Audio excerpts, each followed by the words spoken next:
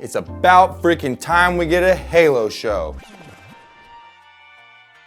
We start on the planet of Magical, a tier 4 heavy water extraction facility. We flash into kind of a saloon or bar where we see on the vid screen Burn Gorman, and who's basically playing very similar to the character that he played on The Expanse. He's obviously sent in to maintain the status quo and to make sure that the UNSC is still making their quota. While you're in the saloon, you also see that these miners are not just miners, they're also insurgents. And if you know the game, insurgents were the reasons why Spartans were actually created, to quell the insurgency problems without having to send large militaries to these planets. You see them playing their card games, kind of like poker or whatever it is, and a younger person seems to be winning a little bit, but an older miner insurgent starts to explain Spartans to him. He starts to explain that Spartans are more than humans. They're scary. They can take out hundreds and hundreds of soldiers without ever even taking a scratch. This scares the crap out of the young kid. General Jin Ha, the leader of the insurgents, he walks into the bar. He asks, "Where's my daughter?" And that's whenever you flash to Quan Ha, who is more of a titular character for us. She is out basically getting her friend's shrooms. All power to you, you know, they don't seem to be microdosing. And as she gives them all their little bulb of this drug, she notices a flicker in the woods. So she starts to investigate. She sees a Covenant dropship on the top of this cliff above a cave, and she immediately starts to run back to her friend. She says, "Let's get out of here, let's get out of here." And then the Covenant just starts shooting, disintegrating everyone's legs, flying off, everything like that. Quan Ha is lucky, smart enough to get away. So she fires off a flare, but she gets away and she runs the couple miles back. Whenever she gets back, she's trying to explain to her father that this is not UNSC Marines, this is not Spartans, but he doesn't have time to get into all of that. Her job is to take all the children into this bunker type room. Whenever the elites get there, they start wreaking havoc. There's nothing that these insurgents can do. They're ready for war against humans, they're ready for war against Spartans maybe, but they are not ready for war against these elites. Eventually Quan starts going, "Oh my God, I have to help." She reassures one child before she leaves, but she takes the ladder out and she goes and tries to do whatever she can to help. This is the only thing that saves her life, because eventually a elite gets there and indiscriminately open fires on all of the children. And that's whenever the general, and he just sees the elite just laying into everything, knowing that his daughter is supposed to be in that room. He gets unstuck from this truck that is flipped over, and he starts just firing at the elite, trying to save whoever he can. And that's whenever they look up, Master Chief drops out of the sky like the biggest Billy badass I think I've ever seen in my entire life. At this point, the Spartans just start annihilating all of the elites. You start to realize where everyone's level is. A single Spartan versus 2 elites is not a problem, and that's just one of the Spartans, not Master Chief. You also see that Master Chief has a deep connection to his team, Silver Team. Whenever one of the Spartans gets pinned down, he just jumps on top of this bus and puts himself in the line of fire. And whenever it gets too much for him, he has to get off of the bus. He finds a machine gun and eventually saves her. Regardless of what level emotion Master Chief is able to feel, he without a doubt cares about Silver Team. By the end, the only 2 people standing are Quan Ha and her father. This elite is heading over to kill Quan Ha, who's hiding under a truck. Her father sees this. He just starts laying in with the machine gun, but unfortunately it doesn't do anything. He is killed by the sword of an elite. Master Chief shows up and just handles business on the same elite, clearing all the bad guys and making it safe there, but only one person survived. Quan Ha says, please help me, but you start to realize that the Spartans weren't there to save the humans. The Spartans were there to kill the elites. Super soldiers don't really care about humanity. They are separate from humanity in a way. They are just meant to continue their job. Silver Team goes off searching for what the Covenant were doing there. They eventually find the cave, and Quan Ha is closely following because she doesn't know what else to do. When they get to the cave, Master Chief goes in, not knowing that there's this one elite that's hidden and just watching everything. He finds that they've been excavating this site, and he sees this one artifact that has been kind of dug out of the wall, and whenever he touches it, it's like Tony Stark talking to Jarvis. Suddenly everything turns on. There's all these holographic things, but also it does something to Master Chief. He starts to have memories. He doesn't know at this moment if they're his memories. It affects him deeply. This elite that is watching makes a break for it after seeing what's happened. And on his way out, he knocks Quan Ha to the ground, and she is unconscious. Master Chief breaks protocol, and he says, Silver Team, you go on without me. I'm gonna collect this artifact, and then I will follow you. And then he also takes Quan Ha, which is a very weird thing that even a minute ago, he didn't give a crap that Quan Ha was alive or dead at all. Something has changed. Flash over to Reach, which is another thing telling you about the timeline of this story, that Reach is the first game chronologically, and it's the fall of Reach. There's no winning that game. That Reach will one day be destroyed by the Covenant. You see Halsey in her lab, and an admiral comes in to maybe chastise her a little bit, but also kind of just make sure that she's working hard to get what she has promised done. You get a taste of the bureaucracy that is involved in the UNSC. She's saying that they're gonna cut your funding and all this stuff if you don't do all of this stuff. And even though Halsey has already created the Spartans, which are the saving grace of all humanity, so even that's not enough. So it's one of those things where it's like a corporation where, what have you done for me lately?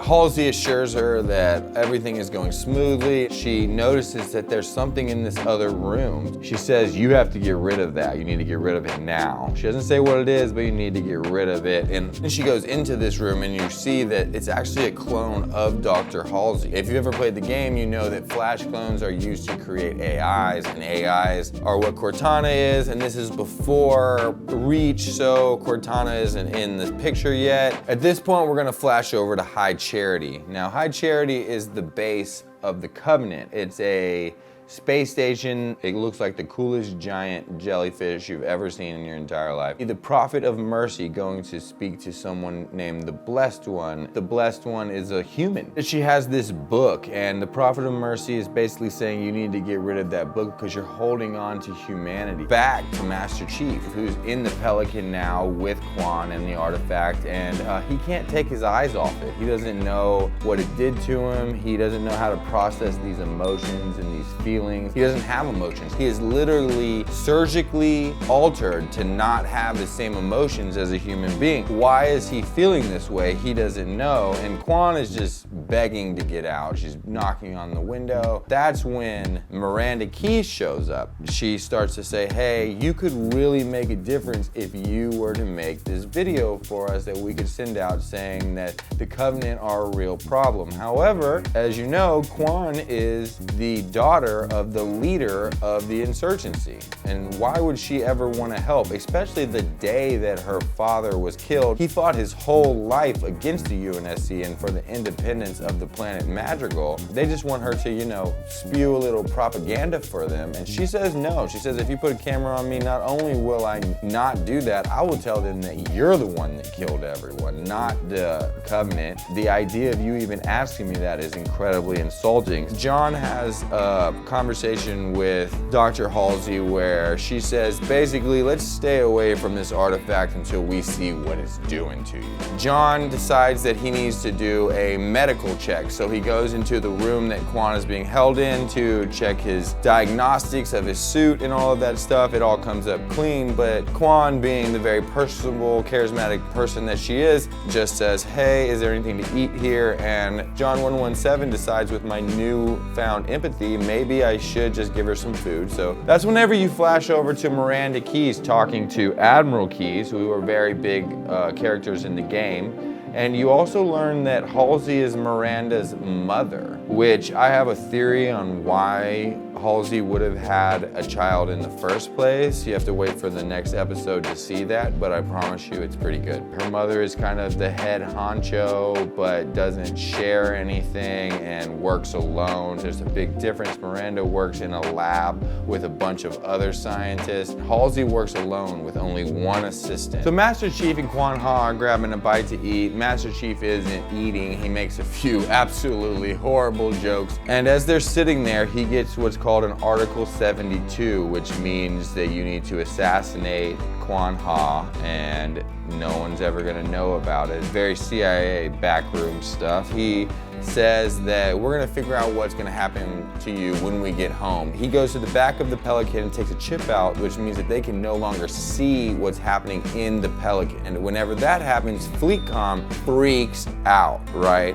They're like, what is happening to our super soldier that can kill thousands of soldiers without even getting a scratch? Like, this is not okay. They decide to cut the oxygen, killing Kwan Ha. They cut the oxygen down to 40% in Master Chief's suit. I don't want to get too into this, but imagine the level of control that someone can control your oxygen level in your suit from thousands and thousands of light years away. Is that not scary to you? That's pretty scary to me. Master Chief's a Billy Badass. He's not gonna let this happen. He just finds his way into the atmospheric controls and turns the oxygen up, and he starts working on how to get control of the Pelican. That's whenever Kwan Ha wakes up, finds herself a battle rifle, and starts pointing it at Master Chief. Master Chief says, that's not even gonna dent my armor. It's not even gonna leave a scratch, but I need your help right now. He's a man of few words, but he's trying to get that across. And the way that he does this is he takes his helmet off. This show could very much have gone the same way as The Mandalorian, a very Western, very mysterious kind of vibe. Instead, Paramount decided to just throw that out the window. In the first episode, you see Master Chief's face. He says, I need your help right now, because when we get there, they're gonna kill you. They're now rolling, and they enact the full Soren protocol. The full Soren protocol means every soldier, everything is pointed at one target. In this situation, it's the Pelican that Master Chief and Kwan are in. But the Spartans are told by Halsey to forget that order. If anybody tries to harm Master Chief or the artifact, you handle business. He realizes that there's no way to get control of the Pelican. He's at his last option, so he runs and he grabs the artifact. The artifact lets off that pulse that you saw at the beginning, and it shuts off all of the electronics inside Fleet Command, resets the Pelican and resets the suit, so they no longer have GPS following them everywhere. And Master Chief grabs the sticks and he gets the hell out of Dodge. And that's where the episode ends, everyone. That was a pretty solid ending. I don't know, you decide.